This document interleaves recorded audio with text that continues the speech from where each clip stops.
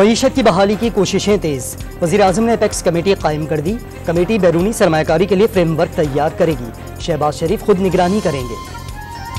आलमी मालियाती इदारे का $6.5 अरब का कर्ज प्रोग्राम खत्म होने में सिर्फ 10 रोज बाकी रह गए। इसहाक डार के कर्ज प्रोग्राम बहाली के लिए बरतानवी हाई कमिश्नर से वर्चुअल मुलाकात। अमरीकी सफीर डोनाल्ड ब्लूम से मुलाकात में भी मुआहिदे के लिए किरदार अदा करने की दरखास्त। जिना हाउस हमला केस में चेयरमैन PTI और बुशरा बीबी समेत तहरीक इंसाफ के अहम रहनुमाओं की GIT में तलबी। जमान पार्क में नोटिस मौसूल कराए जाने के बावजूद कोई पेश नहीं हुआ। निगरां वज़ीर आला पंजाब मोहसिन नकवी की ज़ेर सदारत काबीना का खुसूसी इजलास। पंजाब भर में तारीखी इमारतों और कदीम दरवाज़ों की बहाली का फैसला।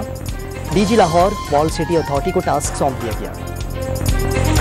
कराची के इलाके एहसनाबाद में फायरिंग से अदील नामी शख्स जख्मी, अस्पताल मुंतकिल कर दिया गया।